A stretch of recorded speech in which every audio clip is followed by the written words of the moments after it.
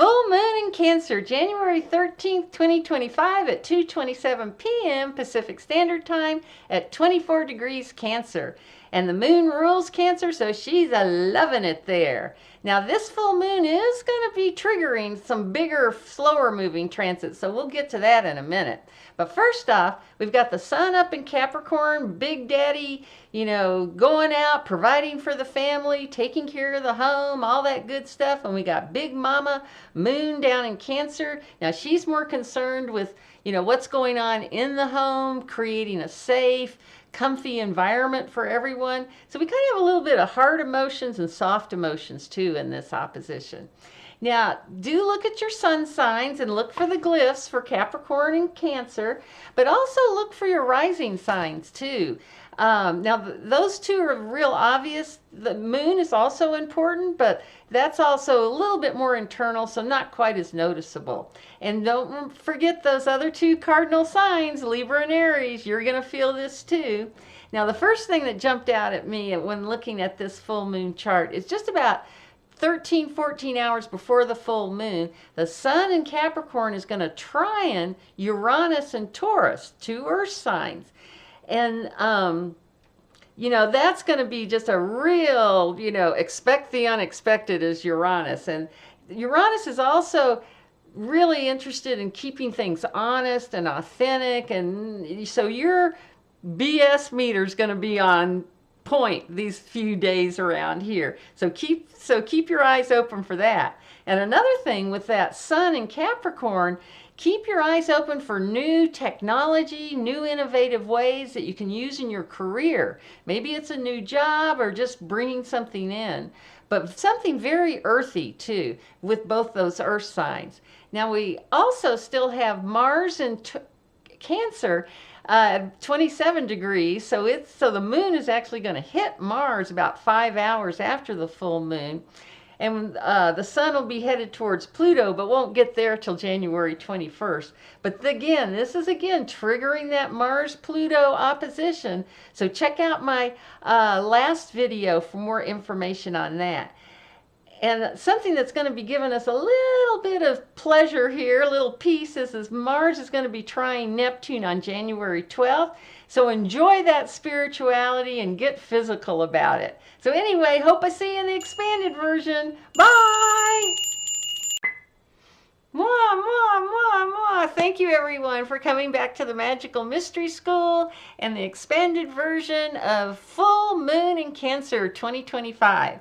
And first off, I just want to say thank you to everyone who's liked and subscribed and, give me a comment, even if it's just an emoji. All those things just help my channel, so I super appreciate it. Next, I think I'm just going to bring the camera down so we can look at the wheel, and we'll start looking at all these transits in a little bit more detail. Hang on. Okay, so here we go. We've got our sun up in Capricorn and our moon down in Cancer.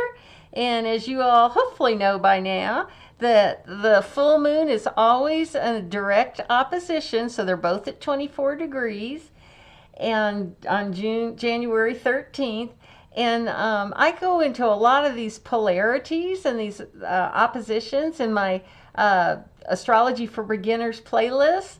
So go to videos 10 and 11 and you might get a little bit more information. I'm not going to go into all that right now. But let me just show you first off that Uranus transit that I was telling you about. Well, it's down here in Taurus. Now, remember that this is at 24 degrees, but Uranus is at 23 degrees Taurus. So that is like super close, okay? And so you can see that trine there, and then you can also see that it's sextiling earth to water or complementary, just like fire and air are complementary. So earth trines, earth, water as a sextile. And again, this is going to people are really going to want to express themselves. And with Uranus tied into this full moon, we're going to get some ideas maybe more on humanitarianism, civil rights, that kind of thing. But the biggie is we're going to be able to tell who's giving us the BS and who's giving us the truth. Now, I also wanted to mention this kind of aspect is also called the aspect of the architect. And I wanted to just show you as a landscape architect, we use these tools all the time, and this is one of our favorites, the 30-60 triangle. And sure enough, if I put this triangle right up about 25 Cancer, or Capricorn, and 25 Cancer, oops, I got it backwards, it's going to come right out at 25 Taurus. So you can kind of get an idea of why this is called the sign of the architect here with this particular triangle. So I always like using my toys here. Anyway, okay. Now the other big trigger that's going on here is the fact that this opposition, this full moon, is going to be triggering that Pluto-Mars that I talked about last week. Because just about 5 hours after the full moon, the moon is going to actually, maybe I'll put it up here, actually conjunct Mars. So that's going to give us a little bit of pizzazz there. That's going to be at 27 degrees of Cancer. So remember, the moon moves a degree about every 2 hours, whereas the sun moves a degree about 1 degree a day. So even though Pluto's up here in Aquarius, let's see, I guess I'll put it right down here, only at 1 degree Aquarius, it's going to take till about January 21st for that sun to actually hook up with Pluto. But it's close enough. I mean, when you think about it, we got 360 degrees. If it's only like, 8 degrees away, that's pretty close. And with Uranus hooking into all of this, we are, we might, there might be some anger issues come up with this Mars and Uranus, even though it's a sextile. There may be some feelings of, feeling powerless. We may even get a few protests or something like that. But just remember, that's going to be this Mars-Pluto opposition here. Because remember, the moon, even though it's us our most internal part of our astrological wheel here, in mundane astrology, the moon represents the mass consciousness, just sort of basically people in general. And then I should also mention on January 15th, just 2 days later, Mars, the sun is going to oppose Mars at 26 degrees between the two of them. Oh, and let me also remind you too, remember, Mars is retrograde, so right now, so it's been up into Leo, and now it's coming back through Cancer and hitting up all these other planets in this opposition here. So that January 15th could also be another big power day when we see the sun oppose Mars like that. And I also just wanted to put in the tarot cards again, just for another way for you, to kind of activate your brain. So the tarot card for the moon is the High Priestess. And, she's a big secret keeper in general, very interior. She's sitting inside the temple here. And here she's got the moon at her feet and the waters of her emotions. She's sort of that substance that we all kind of want to manifest from. And then the Sun tarot our major arcana for the sun is the sun. That one's easy. And here we've got illumination, everything's beautiful, going well. Again, that's why we've got that full moon. The sun is shining all of its light on the moon so we can see it all in its entirety there. So keep that in mind. And then we've got, with that Mars energy, that's where we've got that crazy energy coming in here, just blasting. If we don't have a good foundation, we're going to get knocked off. Our crowns are going to get knocked off, and we're going to get knocked down to the ground. And then the Pluto key major arcana is the Judgment card. But one thing that's nice about getting this kind of energy, it is going to wake us up. It is going to make us look at this transformation. And, welcome in. This is the Archangel Gabriel blowing his horn, waking us up. And we've got Mars down here also doing the same. Now, just to round this out, the key for Uranus is the Fool. So he's a little bit of a silly guy too, in that he's getting ready to walk right off that cliff. So we can think of this as starting something totally new, because this is a 0 card for Uranus.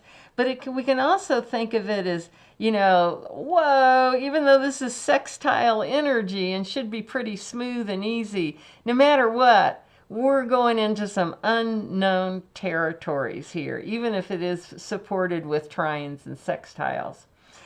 And like I also mentioned, Neptune is, I guess I'll just leave that there. Neptune is up here. I'll take this guy away. Is up at is up in Pisces at about, I think it's at 27 degrees or so. And Mars is going to be trying that energy too. So and that's going to happen on January 12th, just the day before the full moon. So this energy can get you moving spiritually. It's also going to bring a little bit of kindness to this rough Mars energy. I always think of, Mars as kind of being this, sweaty, warrior energy that's, coming off the battlefield with a couple of scrapes on his arms, and, one sandal might be falling off or whatever, but he's going through the wars, that's for sure. Whereas Neptune is much more, dreams and imagination and getting lost and all of that. So use this time right around this full moon too, to get physical about your spirituality and enjoy this energy. We got enough, kind of rough and tough energy going on here on that Mars opposed Pluto. So take advantage of this. Use this nice trine, because Mars is in Cancer, so that's water. Neptune's in Pisces, water, so that makes that trine. So enjoy that energy. Take a little time off and get in touch with your dreams and your imagination. And don't really try to act on it right now, even though you may want to with that Mars energy. Kind of let the dust settle, because the sun is eventually going to be sextiling this Neptune on January 16th, 17th, and there. So that'll be more of the time to put your imaginations, your dreams, your goals, your hopes, that kind of thing into action. And just as to finish out the page here, the Neptune energy is the Hangman. So it's pretty quiet, right? It's, it's just showing that a total suspension, basically. So it's a time kind of, Neptune sort of always represents a time of waiting, basically. But also remember that it's in Pisces too, and Neptune rules Pisces, so it's very, very strong. And we can be, this is the moon card from tarot. That's the key for Pisces. And it's, there's only moonlight out, so it's kind of difficult for us to see everything clearly. I mean, think about what it's like, even when there's a full moon out, like there will be, the colors are muted, things are grayed down, that sort of thing. So it may be a little difficult really getting our, our finger right on exactly what we want. So again, wait a few days, let the dust settle to get that, to find out what your dreams, what dreams are realistic or not, basically. Okay. Now I did want to show you this because it's got so much going on these days, so much so many transits to keep an eye on, that's for sure. So I decided to make you guys this little cheat sheet here, and feel free to take a screenshot for this full moon. But again, just to give you that context, Mars opposes Pluto on January 2nd, and that's in Leo and Aquarius at 1 degree. And then on January 6th is when Mars retrograded back into Cancer. And then on January 11th is when the nodes, now this is one of my big wobble things, you know, we've got all these planets changing signs in 2025. So I'm going to come back and talk about this one in a little bit more detail. But just to let you know, there could be a real shift in the energy too around January 11th. So, you know, hang on to your hats, people. So the nodes are going to be going from Aries, Libra to Pisces, Virgo. Now, on January 12th, that's when we get that Mars trine Neptune at 27 degrees. And then look at this on January 13th. There's that Sun trine Uranus, Capricorn Taurus at 23 degrees, and the moon sextiles. That same day, later in the day, there's our full moon, moon opposed Sun at 24 degrees, Cancer, Capricorn. And then the moon will conjunct Mars later that day too, as we were saying how fast the moon moves. And then, you know, usually I don't, and for these videos, I'm not going over so much of what the moon's doing. But this particular full moon, I felt like it was appropriate because we've got such a big shift going on here. Now, on January 14th, just the next day, the moon will slide into Leo and then will oppose Pluto right at 1 degree. And also to let you, I'm going to talk about this one too, because this is another trigger point, Venus squaring Jupiter. And Venus is in Pisces, where she's exalted, and Jupiter is still in Gemini at 12 degrees. And then here's that final, January 15th, the Sun opposes Mars, Sun in Capricorn, Mars in Cancer at 26 degrees. So hopefully I've written these out so that they're understandable for you. I kind of wanted to just put it in, you know, here's the transit, here's the sign that the transits are in, and then here's the degrees, so that you can start to integrate these and look for these glyphs in your own chart. And also you can see if anybody has any planets at all between, I would say, 20 and even 20 degrees of a sign, because we've got mutable signs, we've got fixed signs, we've got cardinal signs being activated. That's all of them. So anything in these later degrees that last, that third decan, up to, you know, about 5 degrees of the fixed signs, there's gonna be some action going on in your own personal charts too. Okay. All right, so now let's talk a little bit, let me take these away, about these nodes, because the nodes are an interesting thing, because they look like, you know, right now, they're, like I said, that big shift's going to be happening on January 11th. And so the nodes always come in a pair. They're always actually very, you know, they're opposite of one another. And they, right now, the north node is in Aries and the south node is in Libra. And they will make that shift on January 11th to the next sign. And they go backwards in relationship to all the other planets. So that can get a little confusing too, because the nodes are actually just a point in space. They are, here, I'll put these here. Yeah, okay. Yeah, I don't want to cover up the names here. There you go. Okay, so the nodes are actually just a point where the moon's orbit crosses the ecliptic, which is the orbit of the Earth. So it's where two orbits sort of cross one another, and that's where the nodes are. So like I said, they spend about 18 months in a sign. So they'll be, once they get into Virgo and Pisces, they'll be there until June of 2026.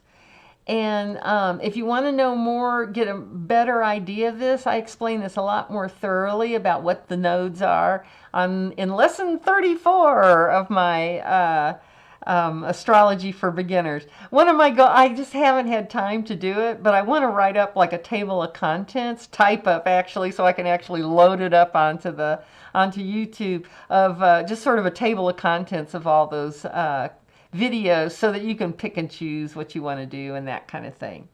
Now, like I said, it gets kind of confusing because it goes from 0 degrees. We'll just talk about the North Node, and just know that the South Node follows suit, just going from Libra to Virgo. So the North Node is going to go from 0 degrees Aries to 29 degrees Pisces. Okay, so there's no 30 degrees to any of these signs. As soon as the node gets over Aries into Pisces, it'll be at 29 degrees 59 minutes. All right, there's 60 minutes in a degree.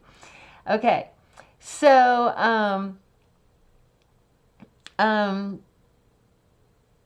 so kind of remember, everything that's it'll be going from trine fire signs, or cardinal signs, excuse me, to or fire signs, to now it's going to be trine water signs, the nodes. Whereas like the South Node, it was trine air signs. Now it's going to be trine earth signs, because now it's in Virgo. And also you'll hear the expression mean nodes and true nodes. Well, mean nodes aren't mean, nasty nodes. That just means an average. So the nodes actually, they wobble a lot. They go up a couple of degrees, back. They go up and back and forth, back and forth, back and forth as they move. So the mean node is just the computer figures out where the average is for that day when you cast a chart. Now, personally, myself, I always just use true nodes, because that's where the node is, and that's where I want to know where it is, right there. Nothing different, okay? Now, also keep in mind that on that January 11th, the moon is going to square these nodes and make a T-square. And then on February 7th is when the North Node is going to conjunct the Neptune here. Now, that transfer from Aries Libra to Pisces Virgo, the main difference here is that Aries Libra is kind of, it's me and we, right? It's the action, courage, leadership in Aries. And it's the go along, get along Libra. Remember, Aries is ruled by Mars, Libra is ruled by Venus. So that can kind of tell you what the difference is there. Oh, and I should also mention, typically in just understanding nodes, the North Node is kind of, when we think about it in a karmic sense, it's kind of considered our destiny, what we're supposed to be doing in this life. So wherever your North Node is in your chart, look at the sign, that's the most important, but also look at that house placement to get more ideas of how, where you're supposed to be going in your life, basically. And the South Node is more what you did in a past life. But it's the good stuff, the stuff that you're bringing in from that life, those lives before, and that kind of thing. Now, the nodes are really big in Vedic astrology, and I think I've mentioned to you, I'm not a Vedic astrologer at all, but they definitely use those a lot. They call it Rahu and Ketu. Sorry if I'm saying that totally wrong. The dragon's head and the dragon's tail. But those are some other expressions you'll hear for the nodes. Now, if you're not into any of that past life stuff or anything like that, just also think about the nodes in terms of it's how you're dealing with social situations, more like social relationships, like clubs, groups, your classroom, your work friends, you know, that kind of thing. And this, again, but you'll see how this is where you're going in this life. These are the things you want to focus on and lean into. Whereas use this type of abilities that you've brought, that you have that you kind of got down. And okay, I'm just looking at my clock. Okay, it'll stop here. Okay, the South Node will give you support to getting towards this North Node. Okay, now with the nodes going into Pisces, from this, like I said, sort of this is the I, this is the we, Aries, Libra. Now we're going into Pisces, where, you know, this is mutable water, right? There's this kindness, there's a soft emotional gentleness to Pisces, glamour, and one thing I'm sort of fed up with Pisces at this point is disillusion, misinformation, disinformation, that kind of stuff can also be Pisces type energy. But so when this North Node goes into Pisces, think about being more in touch with your kinder part of you that really does care about your next door neighbor and that kind of thing. Whereas with the South Node going into Virgo, part of our challenge will be, can we let go of details? Can we let go of criticisms, that kind of thing, and bring bring earthly experiences into the spiritual? So a little bit like this Mars Neptune too, in that, but think of it as more grounded things. So things more like, you know, the bunny rabbits and the squirrels that are in your own backyard. How are you going to relate to them spiritually? Or maybe you'll even go as far as to like start looking for a few fairies and elves and that sort of thing. So anyway, I just wanted to mention that, go into a little bit more detail, and ooh, I'm getting long here. So let me just say, I do want to say that Venus is also up here in Pisces. Boy, find out, look at where this quadrant is in your chart so that you can, as you can see, there's a lot going on in the Pisces, Aquarius, Capricorn area. And Jupiter is still down here in Gemini.